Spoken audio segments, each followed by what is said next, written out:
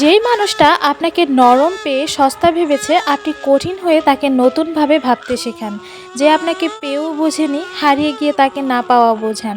স্বার্থ ছাড়া যাদের কাছে গুরুত্ব নেই কৌশলে তাদের থেকে দূরত্ব বাড়ান। আর মনে মনে বুঝে নিন স্বার্থপরদের কখনোই কোনো নীতি ছিল না। এক কথায় ভালো থাকতে গেলে নিজেকে ভালোবাসুন, নিজের যত্ন নিন, আর প্রকৃতপক্ষে আপনাকে যে ভালোবাসে তাদেরকে সময় দিন। কারণ জীবন একটাই।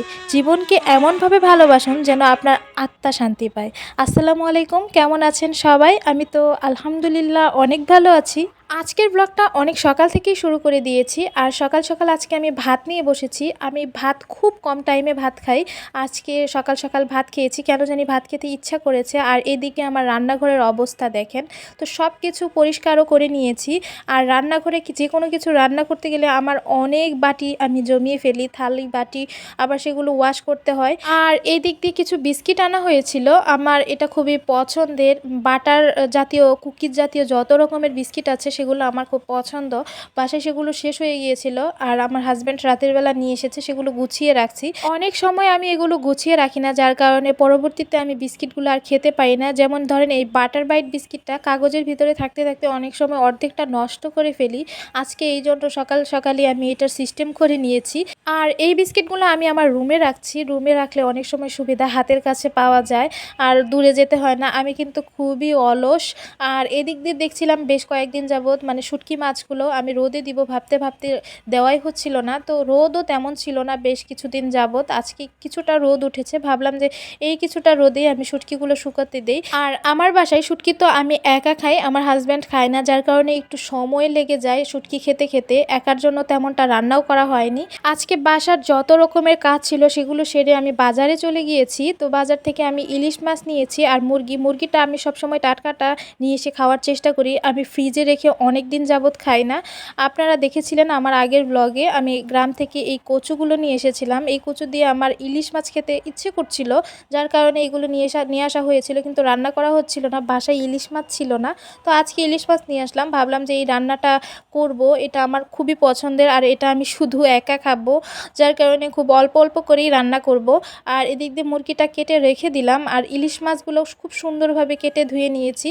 আর এই কয়টা ইলিশ মাছ মানে আমার হাজব্যান্ড ভাজা খেতে অনেক বেশি পছন্দ করি। এটা মেরিনেশন করে জাস্ট রেখে দিব, রাতে যখন খেতে বসবো তখন জাস্ট ভেজে দিব, আর কিছু না, যার কারণে মেরিনেশন করে আমি রেখে দিচ্ছি সুবিধার্থে।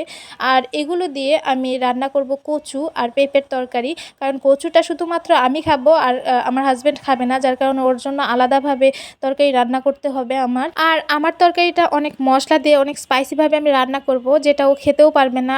আর ওর জন্য যেটা রান্না করব সেটা আমিও খেতে পারবো না, কারণ একদমই কোনো মশলা থাকবে না। একদম হলুদের গুঁড়া, আদা বাটা, রসুন বাটা দিয়ে রান্না করব, আর কোনো রকম কোনো মশলা দিয়ে রান্না করা হবে না। আর এদিক দিয়ে কচুগুলো আমি হালকা একটু বয়েল করে নিয়েছি, এখানে বেশ পরিমাণ ছিল। তো পুরোপুরি তো রান্না করলে আমি একা খেতে পারবো না, যার কারণে কিছুটা ফ্রোজেন করব আর কিছুটা আমি রান্না করব। তো প্রথমত আমি মাছগুলো ভেজে নিচ্ছি, আর ভাজা মাছ দিয়ে মূলত রান্নাগুলো করব। আমার কাছে এই কাঠকচু, আপনারা কি কচু বলেন আমি জানি না, আমি মূলত এটাকে কাঠকচুই বলি। এটা খেতে আমার কাছে খুবই ভালো লাগে। আপনারা কে কে পছন্দ করেন অবশ্যই একটা করে কমেন্ট করে যাবেন।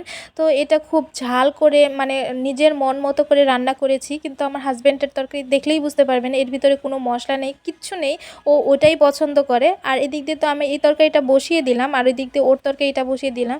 এটাতে জাস্ট পেঁপে আর হলুদের গুঁড়া আর আদা রসুন বাটা, আর কিচ্ছু ছিল না। কিন্তু আমার এই তরকারিতে সব রকম মশলা ছিল, দেখতেই অনেক লোভনীয় লাগছে না বলেন? আপনারা এটা খাবেন নাকি এটা খাবেন বলেন তো? এটাতে কোনো রকম কোনো মশলা নেই, তো যার কারণে ওরটা আমি আলাদাভাবে রান্না করেছি, আমারটা আমি আলাদাভাবে রান্না করেছি। এই তরকারিটা জাস্ট ওয়াও ছিল। আর এটার রেসিপিটা আপনাদের পরবর্তী ভিডিওতে শেয়ার করব ফুল আমি কিভাবে রান্না করেছিলাম। তো ওই তরকারিটা ওই দিক দিয়ে ডান হয়ে গিয়েছে, আর এই তরকারিটা ওই দিক দিয়ে হয়ে গেছে। তো বিকালবেলা মনে হলো যে কয়েকদিন থেকেই ভাবছিলাম যে একটু কফি খাবো। তো কফিটা যদি আমি এই হ্যান্ড বিটার দিয়ে মানে বানাই তাহলে কিন্তু কম পরিমাণে বানানো যায় না, আর এটা একদিন বানালে 7 দিন পর্যন্ত আমি নর্মাল ফ্রিজে রেখে খেতে পারবো। তো আজকে আলসামি ভেঙে আমি এটা বানিয়েই নিলাম, কিছুটা ফ্রোজেন করে রেখে দিচ্ছি, আর এখনকার জন্য 1 কাপ কফি বানাচ্ছি। কফিটা খুব বেশি খাই না, তবে মাঝে মাঝে আমার খাওয়া হয়, আর কফিটা খেতে ভালোই লাগে, কিন্তু আমি কিন্তু মোটামুটি চা লাভার।